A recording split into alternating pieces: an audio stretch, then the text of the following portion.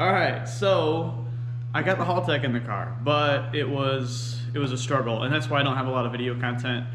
Man, I just can't dedicate like all of my time to that thing. But I worked out here every night until 9 o'clock this week, which 9 o'clock. Yeah, I'm not 90 years old. I could have worked later than that. I do get up at 5, and I do, obviously you guys follow the channel, so you know that I'm tuning other people's cars and building engines during the week, so I gotta have a pretty clear head during that, so I try not to stay up too late so I can do my job appropriately.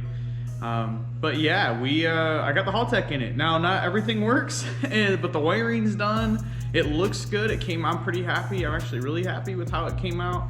I gotta sort out the drive shaft speed sensor. I've gotta rewire the power steering rack. So this has got the rack from the factory is basically CAN controlled, and because I've eliminated the ECU, there's no CAN communications network to tell the rack what to do, the steering rack what to do.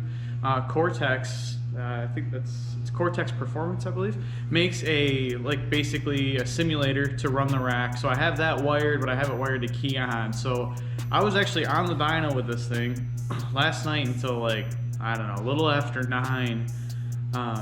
So very last minute getting the thing done. Again, that's why there's not any real video content on it. But yeah, so the whole steering rack thing, because it's when Keon, so last night when I'm looking at data logs, and I'm kind of reviewing stuff, and I just out of habit, I leave the Keon all the time, and I killed 2 batteries on the dyno running the steering rack. So I've got to I actually had to run, I had the anti-gravity battery in there. If you know much about the anti-gravity batteries, you can't charge them quickly, you can't jump them. I know that because I caught one on fire doing that, so don't do that. And I had to run home last night and grab the original battery for the car, put that back in it, the normal style batteries. But I got that back in there last night. So this morning, I've got to go to the hardware store and get some fasteners to hang up the intercooler piping the rest of the way. And then I'm gonna wire I actually have a relay that's running the power to the solid state relay for the trans brake and the dump valves and stuff. I'm gonna run the rack to that wire and then not activate that relay until it sees over 500 or 600 RPM, engine RPM. So it basically, the rack isn't running whenever the key is on, because it's killing the battery in a hurry.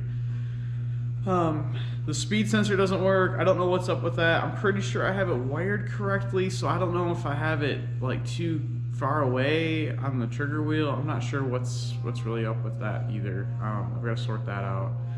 Aside from that though, everything works. I got the CO2 set up running the shifter. That worked really well on the dyno last night. Yeah, so the dyno situation went fairly well. Oh, I also pulled the turbocharger off yesterday and cut all that old mass air tubing stuff off the front of it. So I'm excited about that, to see what kind of frontal pressure the charger will see. Not that I'm measuring frontal pressure, but we can use the drive pressure measurement to see if it's affected at speed, right? So the drive pressure stuff, all that stuff's working. I do have one sensor on the trans. I believe I miswired, or the sensor's bad. The converter line pressure sensors just says 300 PSI all the time. So I gotta sort that out, which I have to drop the containment tray to do it. So I'm gonna do that next week. That's not gonna happen for today, but that's okay. But yeah, so anyway, back on the dyno, things went really well. Yeah, sorted through a couple little issues by the end of the day there at 9 o'clock. Like I said, with the battery, all those little problems. By 9 o'clock last night, I made one hit at 14.5 pounds. I didn't have any ice in the intercooler, so the intake temps were 100 degrees, and when we had it there on the stock ECU previously, they were 50 because I had a lot of ice in it. It made 695 to the tire, and on the stock ECU it had made 710. So you figure the 50 degree air temp difference is probably all of that, I would assume.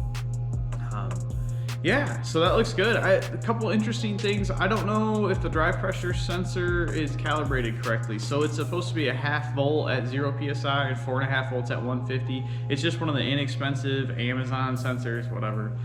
But at 0 PSI, I had to offset the 0 PSI number by 0.4 volt. It was reading 0.932 sitting there at 0. So I offset the 0 to 0.932, but I think I need to scale the whole thing up. I'm not really sure. I'm considering just putting one of my, I've got some Haltech pressure sensors here. I'm considering just throwing one of those in there. Again, not for today, but down the road. It was telling me it was seeing somewhere around 20 pounds, I think 25 pounds of drive pressure to make 14.5 pounds of boost, which that thing's got a huge, well, I mean, I don't know. I guess maybe it's not huge, but it's got a 96 millimeter turbine wheel and a 132 AR T6 housing. I mean, it's pretty big stuff. So maybe it's accurate, maybe it's not. I'm not real sure. But yeah, that's pretty much it. I'm a little conservative on the tune-up, I think. I'm always conservative on the tune-up just because it's a stock engine deal. But I put the thing on the trans brake last night, and man, it comes up.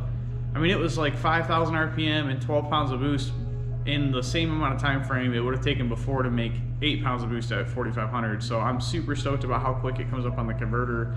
The converter is just working well, at least in that sense. We'll see how it does down track. But the couple dump valves, you know, being able to manipulate the ignition timing and the fuel on the trans brake is awesome with the Haltech, which is the biggest reason why I moved to that system. I don't currently have a dash in the car, which is going to be interesting today because I have no way to look at temps. That's really the only concern. So if the track's like super busy, I don't really know. Yeah, I'm just gonna have to keep heat in the thing, I guess. I don't know what else to do. I mean, I don't have it. I'm not gonna have any way to tell what temperature it is unless I keep the laptop in the car and the staging lanes, which I could do that. There's no reason not to do that, I guess. But yeah, I don't know. Bunch of little stuff to work out, but all in all, I'm happy. Like I said, man, I thrashed on this thing every night this week. Yeah, I'm gonna get it unloaded here in an hour or so. I cleaned the shop up this morning because it was a catastrophe from the wire in the car. And get the thing inside. I've got to run to the hardware store, like I said, and get some fasteners for the intercooler piping stuff. But yeah, I apologize for not having any video of the content of the car yet. But we are going to the track today, so next week's video should be really cool or really disappointing. I'm not sure yet. I'm basically setting the car up to go. I want to do a mild hit rate off the bat. So normally I would run this thing like last year. I'd run like the 10.0 tune-up, which was I'd leave on 2 pounds and run 10 pounds out the back door to go like 10 flat at 140.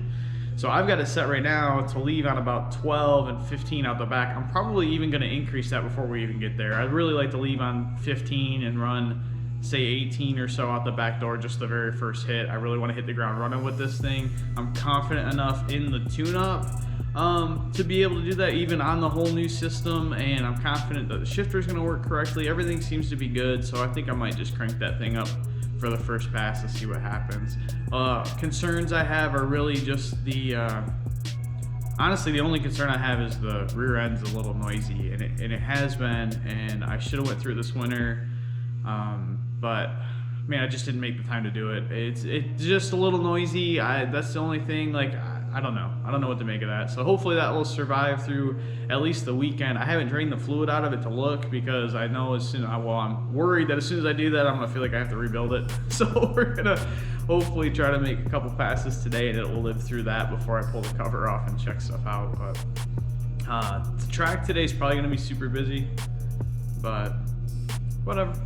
So yeah, I guess that's it for this one. Again, I apologize, there's no real great content of the car, any content of the car's not even in here. So, but yeah, tune in for next week's deal. That should be cool. Hopefully things will go well at the track. I might throw a short up this week of that thing making a hit if it goes okay, or even if it's not, whatever. So thanks for watching, guys.